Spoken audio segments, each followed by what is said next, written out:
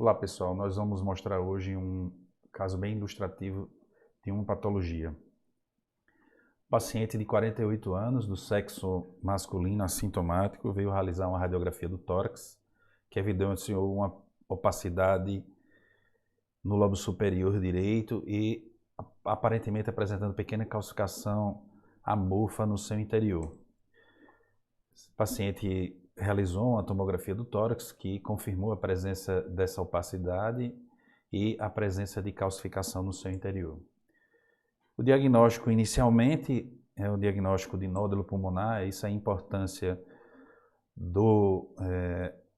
para quem está aprendendo semiologia radiológica do tórax, está aprendendo radiologia, ou alguns médicos que se apressam em querer dar o diagnóstico histológico. O importante inicialmente é dar o diagnóstico do achado radiológico e sim depois ir atrás do significado desse achado. Então, inicialmente, o diagnóstico de um nódulo pulmonar. O nódulo pulmonar é definido em 2010, vários radiologistas no Brasil com especialização em tomografia do tórax realizaram um consenso e chegaram a um cutoff de 1 centímetro, 3 centímetros e 3 milímetros. Então, um nódulo, na verdade, é uma opacidade que se situa entre 1 centímetro e 3 centímetros, normalmente arredondado ou parcialmente delimitado, com um parênquima pulmonar ao redor dessa lesão. E geralmente é com densidade de partes moles ou cálcica. Quando esse nódulo é menor do que 1 centímetro, existe um consenso que deve ser descrito como um pequeno nódulo. E menor do que 3 milímetros, micronódulo. Então nós temos 0,3 centímetros, 1 centímetro e 3 centímetros. Algumas considerações sobre os nódulos pulmonares, que na maioria são benignos. É muito comum no nosso meio a patologia de tuberculose e doenças granulomatosas. E a presença de nódulos não necessariamente significam patologias malignas, e sim a grande maioria são benignas. E o interessante é que o tamanho não é documento. Nós temos às vezes nódulos gigantes, quer dizer, que transformam em massa, e na verdade são doenças benignas. E não necessariamente é o câncer, né, a lesão mitótica, proliferativa, ela cresce rapidamente.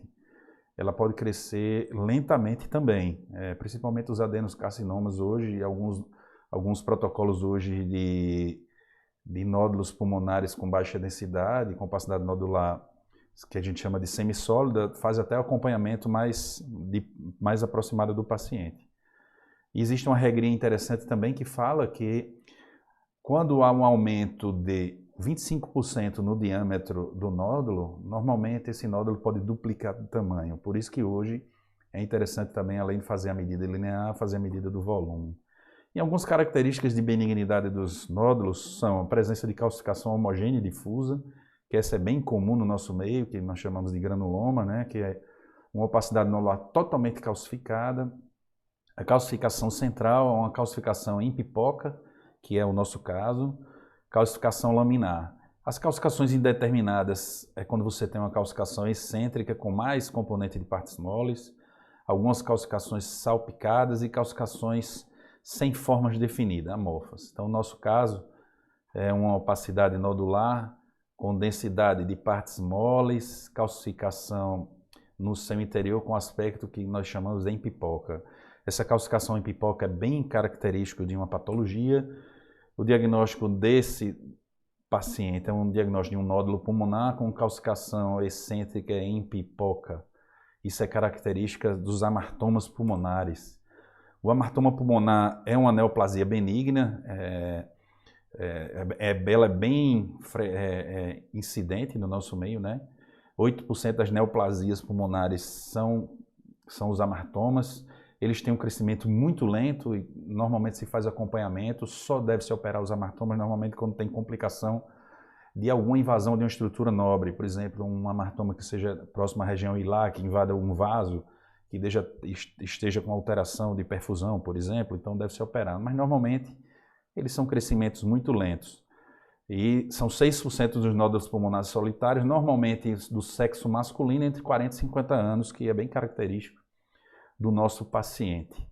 Ele normalmente é composto de cartilagem, tecido conectivo, músculo, gordura e osso, ou seja, é um mix de praticamente todo o tecido que nós temos, né, no organismo. Então, a presença também de gordura, a densidade negativa dentro da lesão com calcificação sugere bastante a possibilidade de hematoma. Daí, quando contém gordura e calcificação, deve-se fazer o acompanhamento do crescimento dessa lesão. Somente 20 a 30% tem essa calcificação em pipoca e normalmente ele tem um crescimento muito lento, como eu falei para vocês. Eles chegam a duplicar aí, a literatura aí mostra que eles chegam a duplicar de tamanho com mais de 1 ano, então isso numa média, né? Então você tem lesões que crescem mais rápido e lesões que crescem menos rápido. Aqui outras imagens de amartomas mostrando uma lesão com componente de partes moles e calcificação amorfa. Outra também a presença de pontos negativos de densidade de gordura no seu interior. Às vezes é muito difícil dar o diagnóstico diferencial, porque esses pontos negativos às vezes podem estar associados à necrose da lesão, num crescimento, por exemplo, de um tumor de pulmão. Como nesse caso fica bem difícil de se dar o diagnóstico. A região hilar com a densidades negativas e com dificuldade de dizermos que isso é um amartoma ou não. Bem, obrigado, era isso que eu queria falar.